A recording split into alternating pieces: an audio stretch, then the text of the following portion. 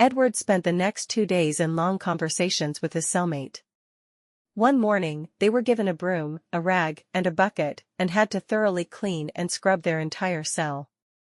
The following day, they faced 2 long hours of washing all sorts of laundry. Edward's cellmate was even allowed outside to hang the laundry. Edward, however, was under stricter guard and couldn't leave the prison building during any of the chores. At one point, when Edward was alone in the cell, an aging pastor came to visit. He soon grew tired of standing by the bars, and Edward felt that he was the one encouraging the old man, who complained that Edward's imprisonment had deprived the church of valuable help and relief. The greatest benefit of the visit was a basket of autumn fruit the pastor brought. Edward watched him leave with a tinge of pity.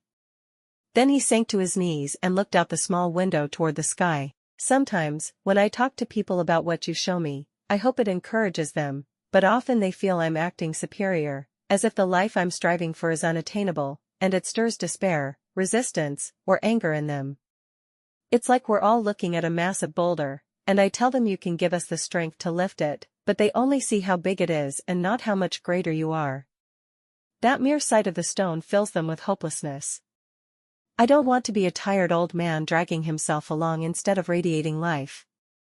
I want to be that lion, always strong enough to roar. I've known you for 15 years, but compared to what you've shown me, I feel like a cub just beginning its journey. Yet I believe I can become that lion. I believe that even this stone, my being here in prison, is but a pebble in your hands. You have the power to move anything. If you say I'll walk out of here unharmed, then I will. You can pluck me from my enemies' hands or give me the chance to preach to them all and turn them into friends. Whatever happens, I don't think it's a mistake that I'm here. I know you want me here at this moment, even if, from a human perspective, it looks like a mistake or a crime. I'm certain I'm on the path you've set for me. I don't understand why, but I trust you. Edward was still praying when the bars rattled behind him. For a moment, he thought the guards were simply returning his cellmate, but the man who came for him was the guard commander himself, holding shackles in his hand. You have a visitor, Sandcreek, he said, opening the cell door this time. Come here. Edward looked at him, puzzled. He wasn't supposed to have any more visitors. He'd already spoken with the pastor, and he knew from him that his new lawyer wouldn't visit until after Sunday. He couldn't fathom who else might want to see him or why this visitor wouldn't come to the bars like everyone else. He didn't dare ask, though. Hands, the commander ordered curtly, and Edward, bewildered, extended his wrists.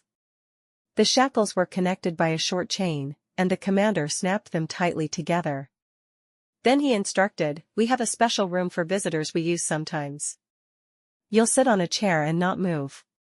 I'll leave you alone with your visitor, but I don't want you getting anywhere near her or doing anything other than sitting on your backside and talking, understood? Yes, sir, Edward nodded, trying to be as polite as possible. The commander was clearly used to giving orders, and Edward didn't want to provoke him. I'll be standing outside the door the whole time, and if you're anything less than courteous, I'll come in and bite your head off myself, the commander added, his tone slightly softer. Edward nodded, not daring to comment. His eyes instinctively flicked to the commander's teeth, and he bit his lip. He felt God's presence so strongly that, despite the circumstances, he was in a relatively good mood and worried he might anger the commander by smiling at his remark. He was curious about who could be visiting him. From the commander's words, he gathered it was a woman, but he couldn't imagine who it might be. How could anyone arrange such a visit? Perhaps a personal connection with the commander? And who would the commander make an exception for? These questions raced through his mind during the short walk as the commander led him toward the prison exit and nudged him into one of the rooms. Inside was a table with 3 chairs, and on one sat a young woman. She had jet black hair and delicate white skin, but what stood out most were her large, dark eyes and the spark in them.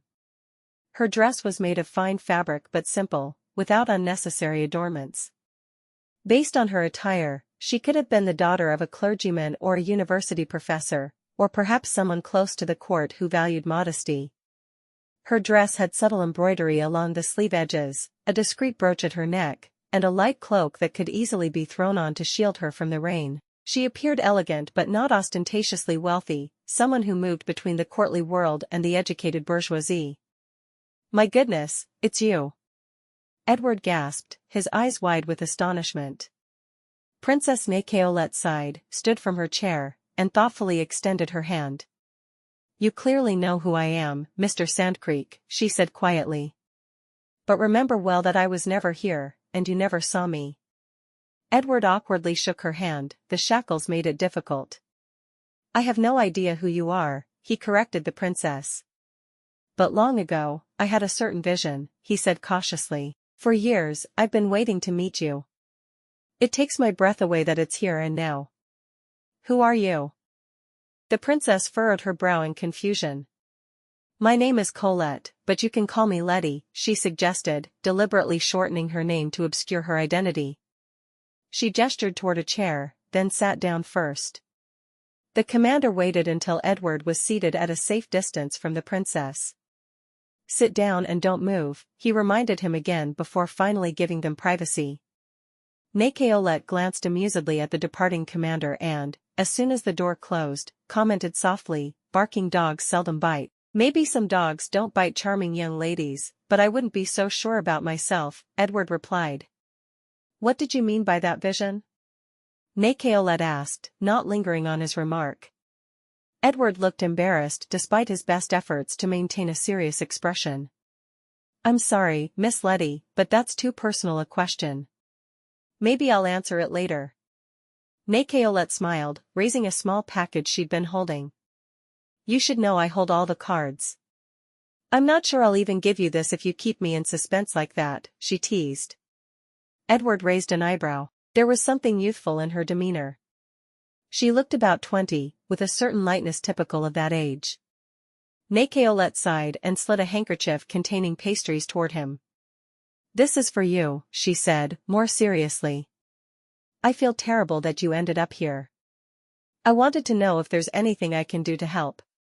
"Is there something you need?" Edward looked at her thoughtfully, accepted the package with thanks, and cautiously asked, "You didn't happen to send me a message, did you?"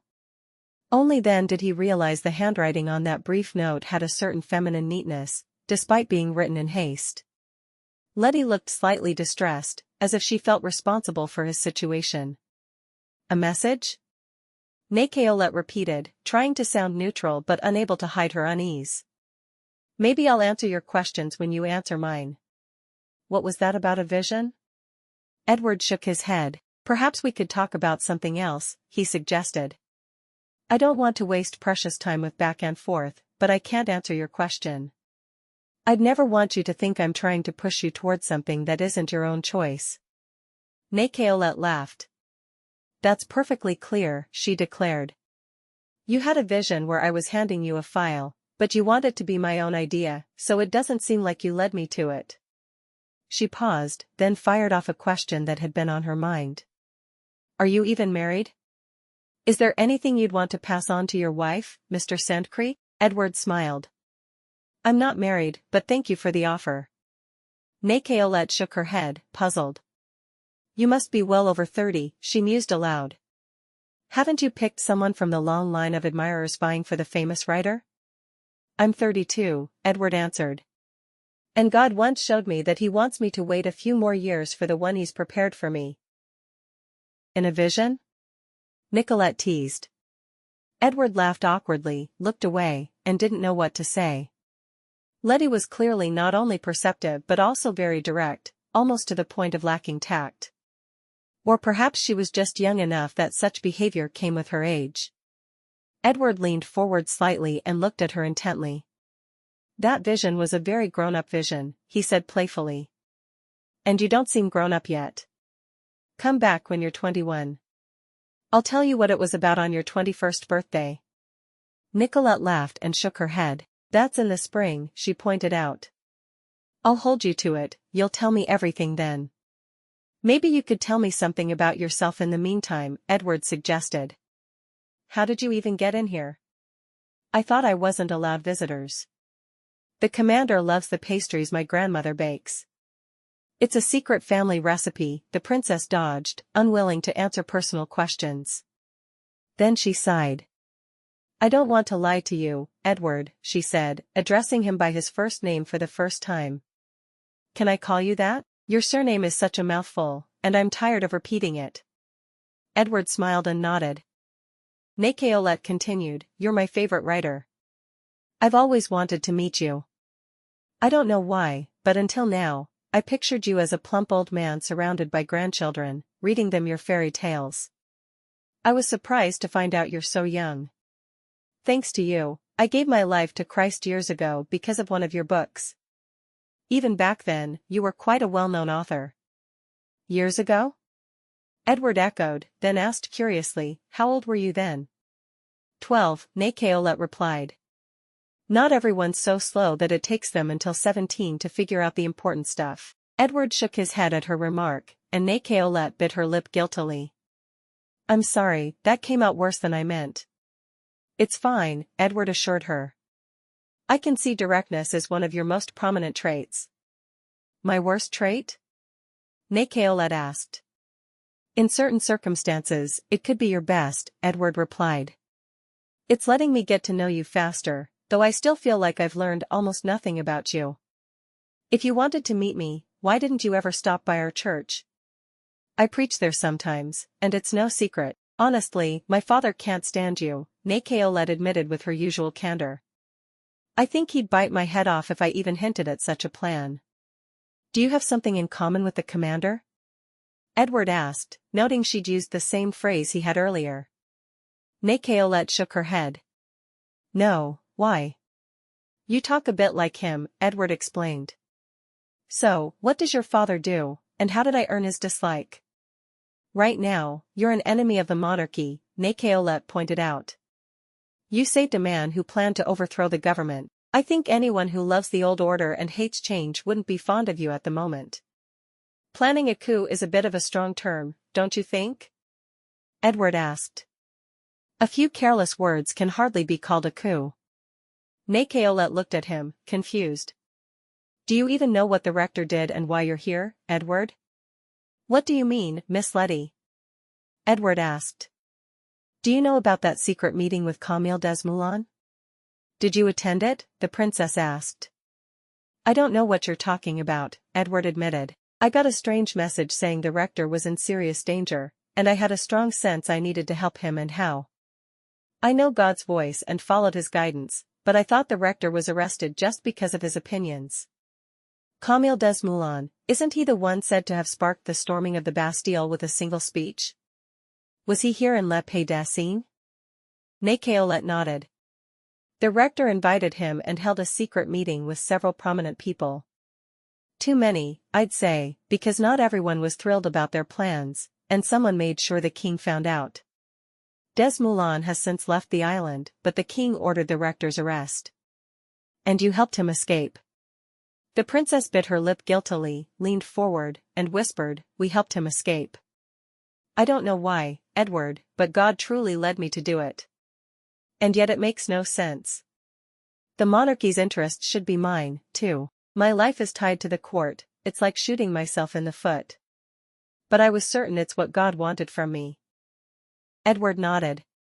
He paused to think, then shared his strange dream with Nicolette. You don't need to worry about me or feel guilty, Letty. God will take care of me. Nothing will happen to me. And I still don't know who sent that message. I don't know who you are. I can see in your eyes there's something about you that you'd rather keep to yourself, and maybe, for now, that's for the best. But tell me one thing, please, is it really safe for you to be here? If the commander has all his wits about him, then it's safe for me, Nicolette whispered faintly. If not, I'll be in deep trouble. They looked into each other's eyes silently for a moment, and Nicolette sighed. The age of the monarchy is coming to an end, isn't it? Whether we like it or not, there will be a revolution. And maybe God wants it. Maybe he's even dragged us both into it without us knowing his plan. I don't think it has to come to that, Edward said gently. You just told me as much between the lines, Edward, Nicolette said seriously. You hinted at it unintentionally with your talk of that vision and the way you looked at me. I'm begging you, please tell me if you think the old woman in the coffin in your vision was me. My life might depend on it. Please. I don't want to answer that, Edward resisted. As an assistant pastor, I hate it when some young man tells a girl it's God's will for her to marry him. It feels incredibly manipulative and immature. But this is important, Nicolette replied. You know, I feel like I know you well from your books. And since I was 15, I prayed to marry someone who loves God like you do, who's so wise and kind. I didn't pray for it to be you specifically because I thought you were at least 60. But those qualities shine through in every story in your book. I have never desired anything more. If I don't understand what's coming, I could be in real danger. Do you think it was me? Edward looked into her eyes for a moment and then nodded silently. I don't understand your between the lines, Letty, he ventured to add. Just because I think we'll be together doesn't mean there'll be a revolution. Your father could fall ill, I could lay hands on him, he could be healed, and he might give us his blessing, no matter what my reputation is right now. Nicolette shook her head. It's not that simple. Maybe I'll explain it when you have your birthday. When you're grown up enough to understand? My birthday is at the end of August, Edward admitted with mock sadness.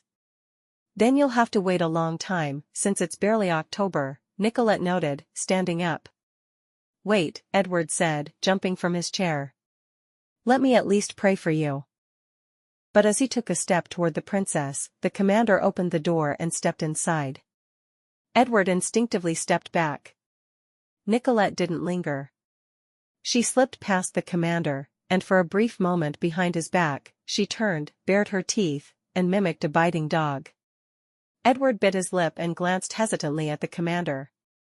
It seemed, however, that the commander didn't consider the subconscious movement a violation of his rules. He gave Edward a quick look and then pointed to the table, where the package of pastries still lay. Take it and come with me, he ordered, and with that, he led Edward back to his cell.